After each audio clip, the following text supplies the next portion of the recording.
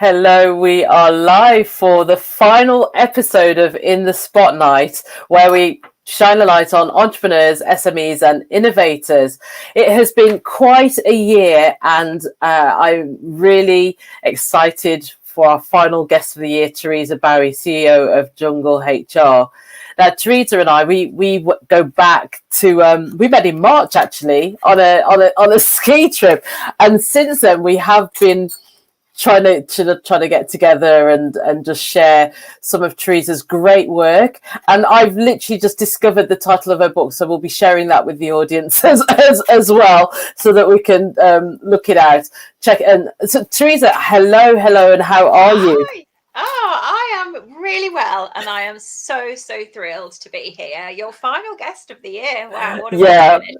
Yeah, it's just been a blast. It has been an absolute blast. And so for the audience who are tuning in now or going to be listening back to the recording, can you introduce yourself and just tell us about your business and actually how you got the name, how you came up with the name for JungleHR? It's going to be a great story. Yeah, sure. Thank you. So I'm Teresa Boughey. Gosh, what do I do? Lots of things, actually. So I do run my own consultancy, which is Jungle HR. Where did I get the name from? Well, I wanted something. So when I stepped off the corporate treadmill, my background is corporate HR. And so when I stepped off and set up my own consultancy, I knew, quite frankly, it is a corporate jungle out there. There are so many twists and turns. And then I also thought, because I say my background is HR and looking at sort of the people agenda. Thank you. My husband's just bought one that I wrote earlier, which I'll show you. We kind of did a bit of play on those words. So Jungle HR was created, but I've been hugely passionate about culture and inclusivity and diversity throughout all of my professional career. And actually the jungle is probably one of the most diverse environments as well. So again, there was that sort of fun golden thread that ran through it all. So that's where the name came from. What else do I do? So I run my consultancy. We work with organizations during times of change and business transformations. And let's face it, there's been a lot, hasn't there, over the last few years.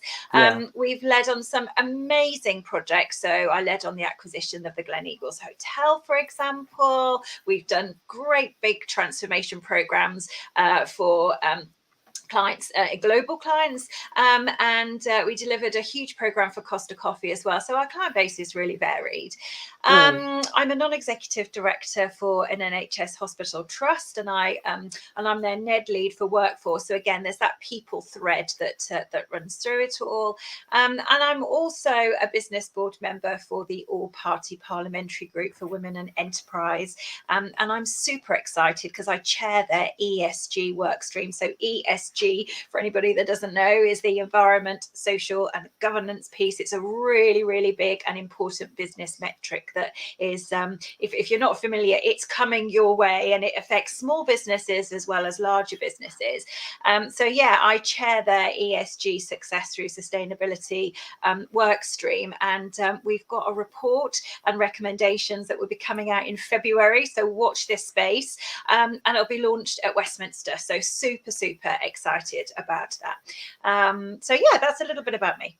Well, that's an absolute massive achievement. And for anyone listening that is uncertain about starting their ESG journey, do reach out to Teresa. We'll share some contact details later on in the show.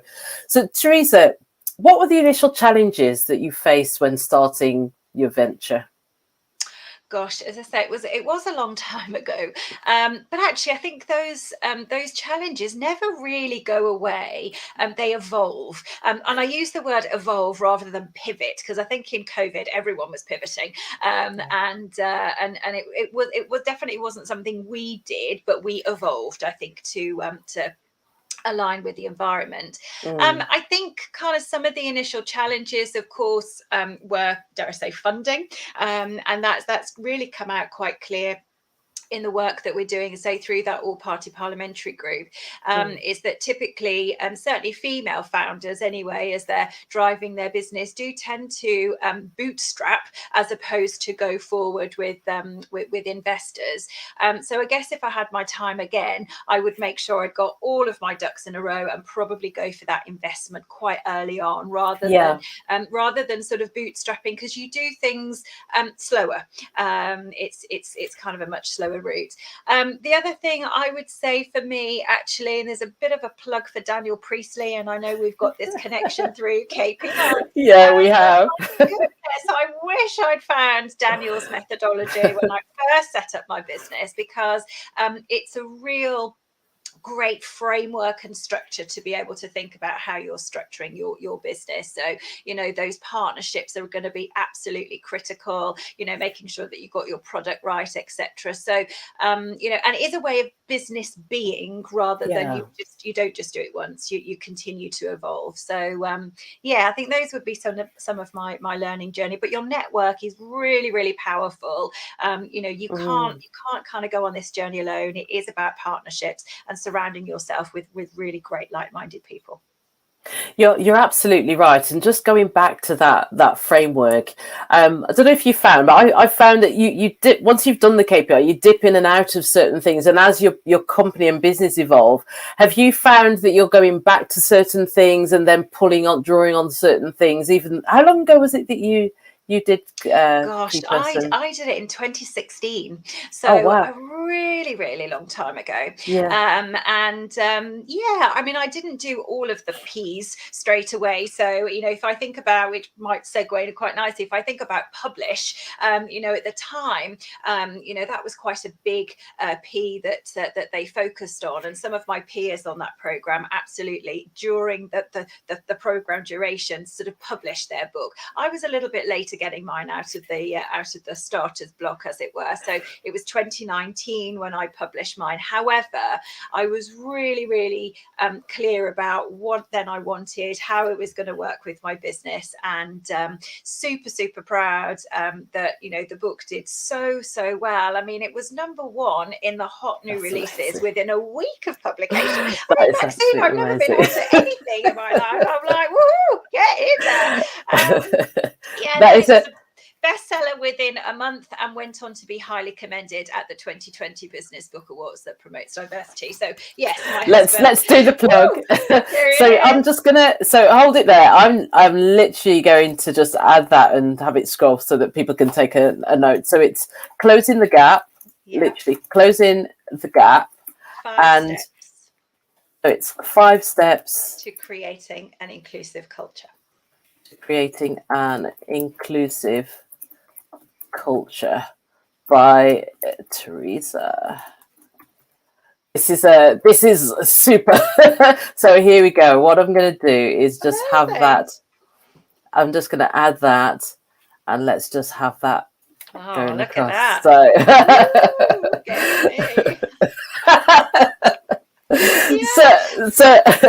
So what literally a few weeks ago, it was back in sort of the top 10, which, bear in mind, I published it in 2019, is just amazing.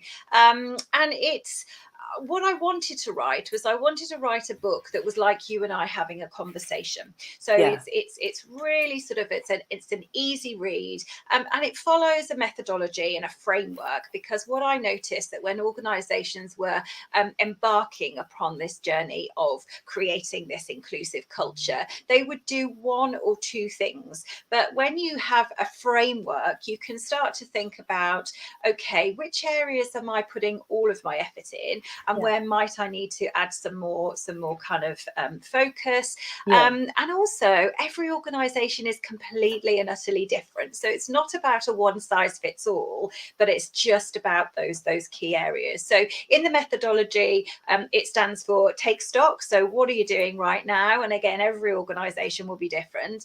The R stands for raise awareness. So why do I even need to be doing this diversity inclusion thing? Which is quite interesting, particularly as the landscape is evolving, and now that organizations need to start to think about it in the broadest sustainability kind of arena. I is inspire and involve. So actually, you know, do you have role models? Who's leading the way? Where can we take that inspiration from that gives us the energy to keep going? And actually the involve piece is it's not just one person's role and responsibility. No. Everybody needs to play their part. We've then got B, which is build for the future. And we know that, of course, post-COVID, and we're not entirely post-COVID, by the way, but, you know, post-COVID, the landscape looks very, very different. And then you've got sort of the generational interconnectivity that goes on as there. They want something very, very different. So again, how do we create those environments that are going to be right for the future? And then the final bit of the methodology, which often gets forgotten, is all about the E for embed. So how do we embed this? Because otherwise it's just, oh, that's another initiative, oh, and another initiative. But actually this needs to form part of an organization's DNA. So yeah, it's in the book, and there's lots of case studies and checklists and stuff. Yeah. So hopefully people find it a useful resource. It sounds super exciting. I mean, what would you say to a company that they are embarking on the journey, so they've kind of stopped and started, because sometimes it's a case of, okay, we haven't got someone that's dedicated, so people are dipping into the area, dipping their toe, but they don't quite get it.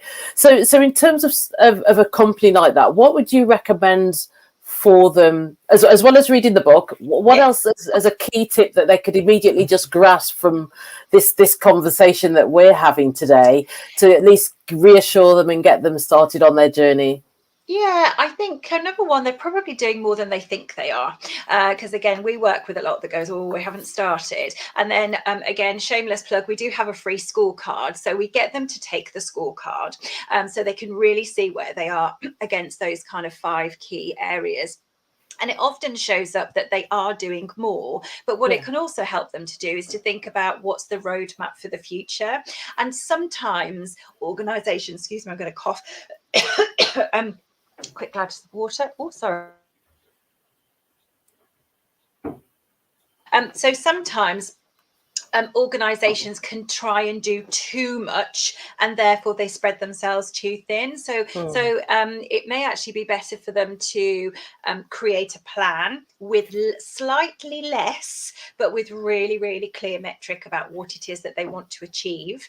And then the other thing that I think is really important is setting up some whether you call them employee resource groups or networks or, you know, communities, because they will lead the way for your organization, and they will have that fantastic feedback loop. So again, goes back to the bit about inspire and involve. It's not just the role of one or two, it's actually the coming together of many, and that's going to drive the change. But I think it's important as well that they kind of keep aligned with current trends, because the landscape is just changing quite dramatically as well. Yeah, thank you, Teresa. That's some really good advice there. So what innovative strategies have you implemented to stand out in your industry? Oh, that's a good question. What have I done? Do you know, it's really interesting, because I do kind of look back at the year and I think, how have I done those things? Because if I'm honest, I'm not entirely sure I've had a plan to set out to do things. But again, shameless plug for Daniel, I suppose I followed his methodology in terms of thinking, okay, you know, what does my profile look like? And it's not about being boastful. It is just about saying, if you've got thought leadership, how do you be in a space that enables you to maximize that and to share that with others? And again, it isn't about being boastful. It's almost about saying, actually, I want to share this knowledge to be able to help others. So I think for me this year, you know, we're super proud. Our clients that we've been working with have won a number of national awards for going through our inclusion accelerator. And again, that has a great reflection on us and the work that we do to enable them to kind of achieve where they want to go.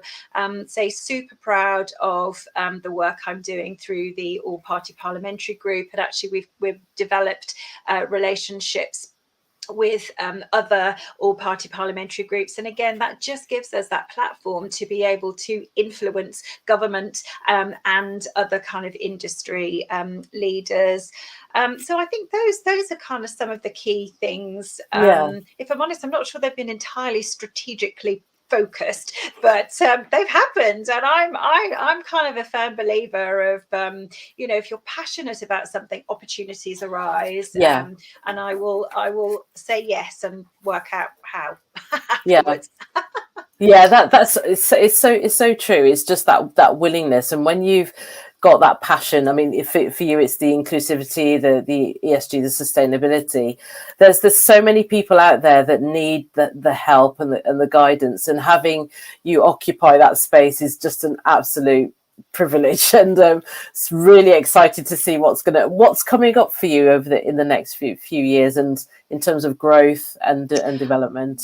Oh gosh, it is super exciting. So yeah, in the new year, we will be launching, just need to maybe tweak the name a little bit, but it will be the Sustainable Leaders Club, because what we recognise is that the journey that organisations are going on in terms of the sustainability space, and again, I'm really clear when I say this, I'm not just talking about environment or, my recycling, I'm talking about the biggest, broadest sustainability piece. It's the biggest change and transformation that leaders will ever have to lead on, and therefore they are in this really, really privileged but quite daunting space, actually. And so through this sort of Sustainable Leaders Club, we will be offering C-suites a safe space to be able to come together, to learn, to share best practices, to learn from, as I say, thought leaders, and have a framework to follow so that they can drive their organisations forward. So we've already started on that journey with chief people officers. Which we have been oversubscribed. So, HR professionals, again, will be at the forefront of this, because to drive this change, you have to be engaged with your people and take them on that journey. So, yeah, those are going to be some really, really exciting directions of travel for us going forward. And it is just evolving what we're doing. So we're absolutely staying in our lane, but it is just about responding to what's going on in the industry, in the market. And actually, what do leaders need? What do they need in order to make them successful, to kind of drive the world forward? Actually, I mean, I say as big as that, it is. It's a big task. Yeah. Would you consider retreats and to actually taking C-suites away to actually then? Is that the plan? Yeah, I mean, so sky's the limit, really, and I think we'll be guided by very much what C-suite leaders want. We do know that there is more of a desire to come together face to face, because I think virtual working absolutely has its place. I love actually being able to sort of be in various places without even leaving my office. It's amazing. However, I do think we crave that connectivity in person, don't we? So, we definitely are seeing more of a requirement to come back on a face-to-face basis. And if that means that, we can get a group of leaders to go to get away together, sustainably, of course. Yes, of course. I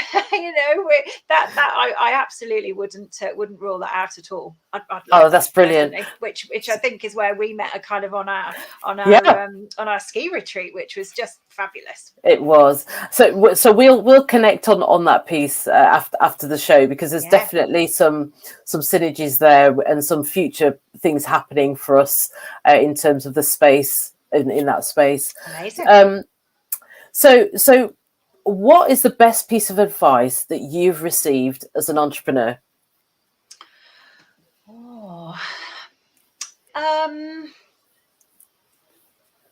Gosh, best piece of advice. So I think there's a couple, actually. There is that saying about, and this was I listened to this book and podcast actually by Grant Cardone, and he's I know him. oh gosh, I mean his energy is off the scale, but I really love it. And he just said there's something a saying around, go big or go home, but Grant's like, no, go big or go bigger. And then I like that. And then if I kind of also read the book by, oh gosh, what's his name? The 10X methodology. Dan Sullivan. Yes. Yeah. And Yeah. He does Who Not How. Who Not How. There's a few others. Yeah. Yes.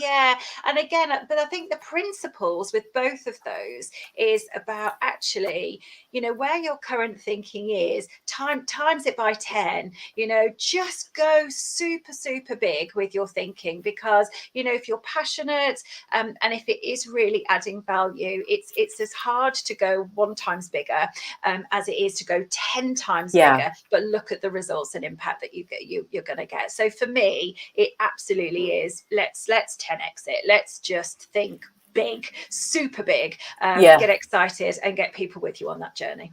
Yeah, there is another saying actually which ties in with that. It's dream big and aim high. So I've kind of adopted that as one of my mantras.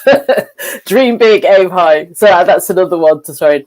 Teresa, how do you maintain work-life balance? Because I know that you've just recently had your daughter's wedding. So how do you manage that and running the demands of a business? Oh gosh, my daughter, blimey, she had 4 hen dos, and I mean, crikey, but it was amazing. And I think the gift actually of being an entrepreneur is that you can manage your own diary and go at the pace that you want to go. And so I think it's important to have a team that's wrapped around you. So that support team, whatever that happens to look like for you, it could be admin, it could be like domestic help, it could be whatever it is. So make sure that you've got that team around you, manage your own diary.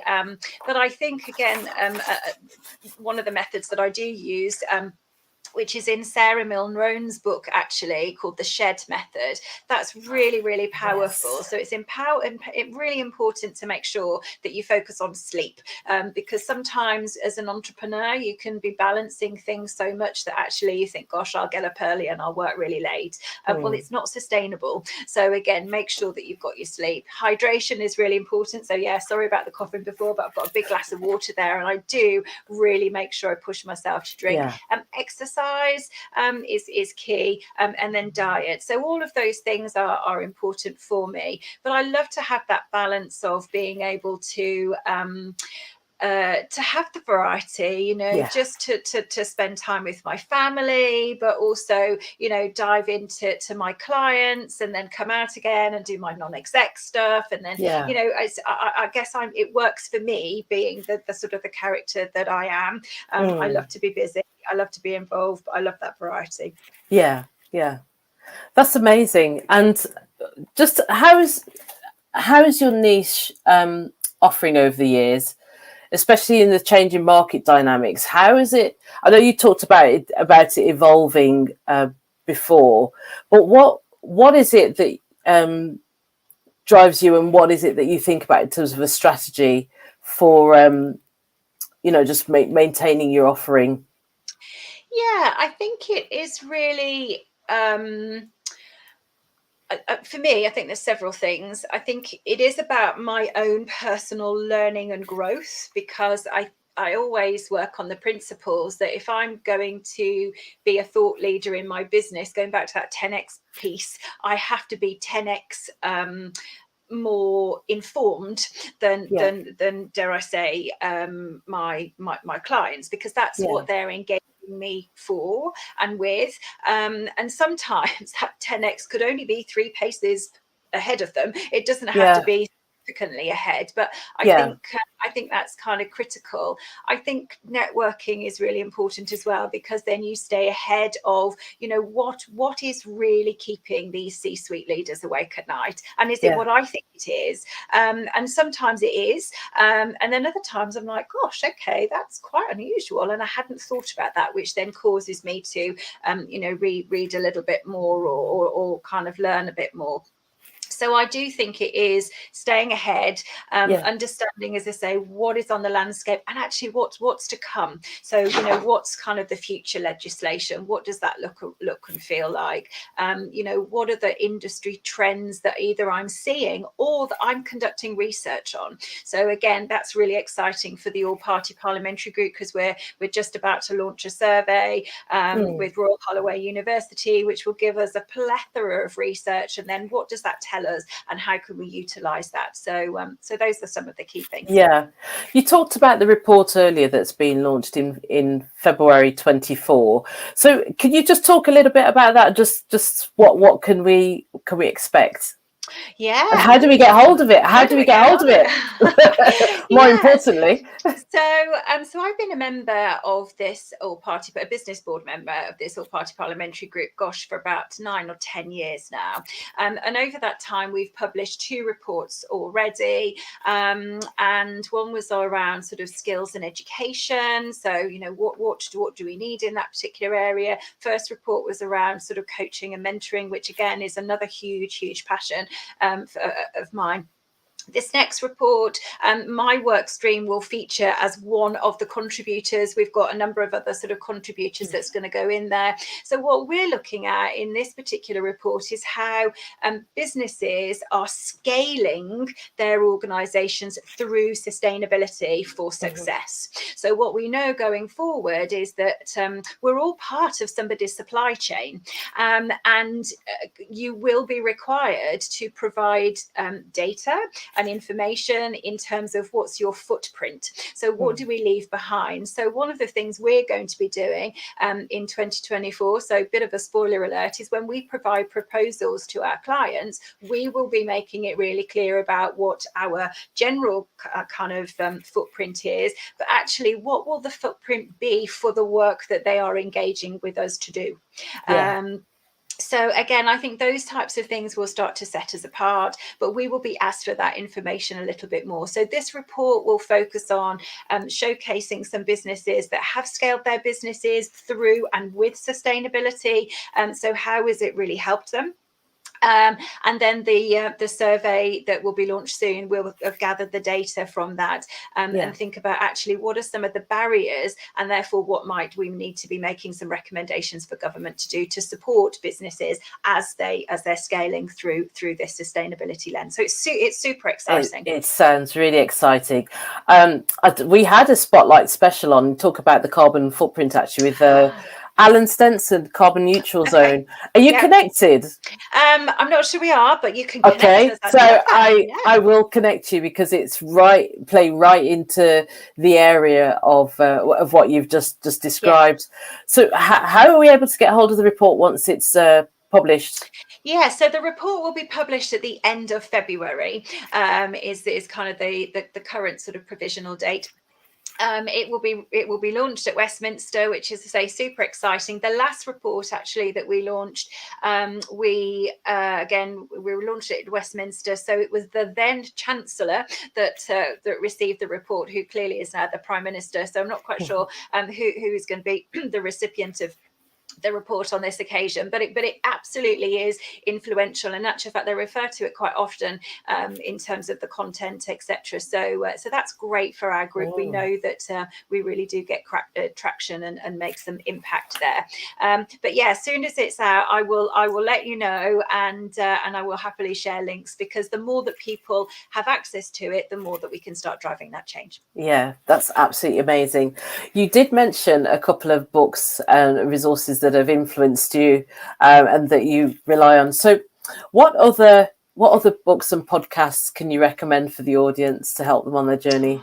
Oh gosh, there are so many, aren't there? I know. Yeah.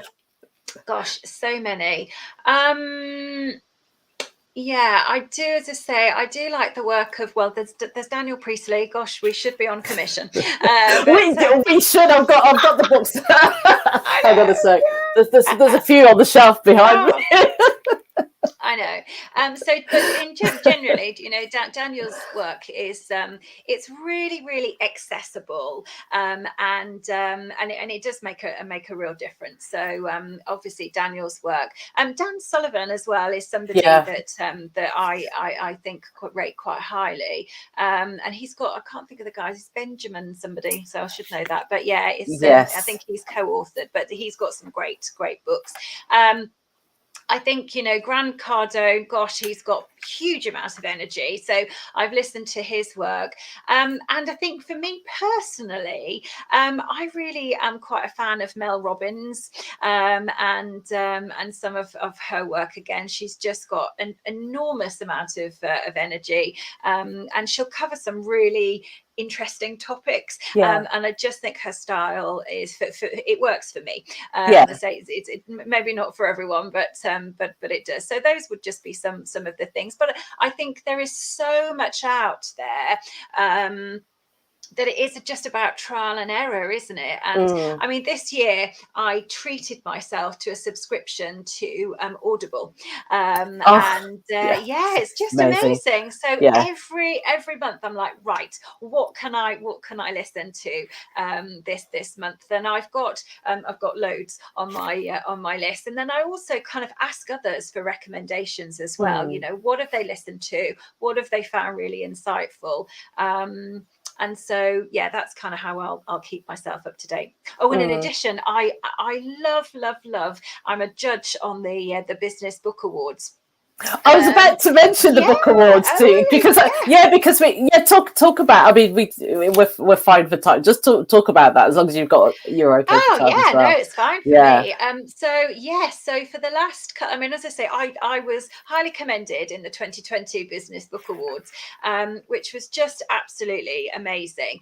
And then the following year, I was invited to kind of, rather than being an author, being a judge. And so I turned up. Oh, I was just in book heaven, honestly. There were these piles of books everywhere.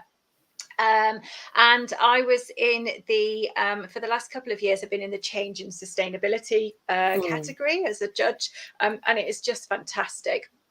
And I think, being an author and then going through the judging process, you really do start to see what makes a great book, which then made me feel even more proud because, of course, as I looked at the criteria, I was like, oh my gosh, I did that. Yeah. I did that, which kind of made me think, that's why I won, which, funnily enough, but it's just brilliant. And so every year, I just love, that is my favorite award.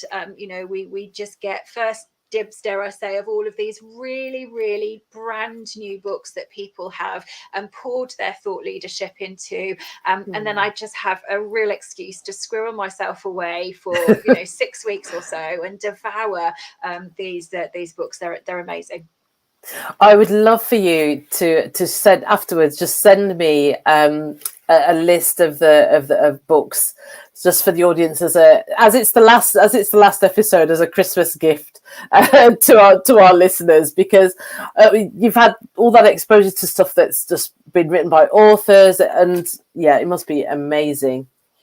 Teresa, it's been absolutely lovely having you here. Are there any final words of wisdom just on entrepreneurship in general? Just anything else that you want to share about Jungle, things coming up for you in 2024? Oh gosh, yeah. I mean, there's lots coming up for us. I think our big word for 2024 is going to be impact. So we are really, really thinking about. So remember that kind of go big or go bigger. Impact is going to be huge for us next year. We've developed a new framework, which is all around the word, impact. And one of the key things that will be central to that actually is partnership. So we know that we've got, as I say, a big change and transformation in the world actually when it comes to sort of, you know, climate and sustainability, and we have to go together. And so impact is going to be my word for 2024. So I'd encourage people to do the same. You know, get some rest and rejuvenation, of course, over the festive holiday seasons, but come out in 2024 fighting and excited about making a difference in the world. Yeah, and I know for many, it's because it's the end of the year end, people are racing to like, come on, we're going to be closing. We need to close strong. We need to, and actually, it should probably be the other way around, because you end up coming back in the new year actually exhausted because you've been running so fast to year end. So some really great advice and wisdom from you there, Teresa, and it's been an absolute pleasure to have you on in the spotlight. Last words from me is just to say I would love to have you back in 2024 after the report has launched, and just to really just see how you're getting on with the ESG and the journey in terms of the leadership as well, and the inclusivity. I'd love to hear more from you next year if that's okay. Oh, of course, I'd love to come back. Thank you. Yeah, and share where we're at. As I say, hold on to your hats. So we're coming for you in 2024 as well. So. Oh, brilliant. This has been Maxine Crowe in the Spotlight with Teresa Boughey, CEO, JungleHR. Have a very Merry Christmas, New Year. Stay safe, spend time with your families, and enjoy the festive season. And we'll see you back in 2024. Thanks, Teresa. Take care. Bye. Bye. Bye-bye. Take care.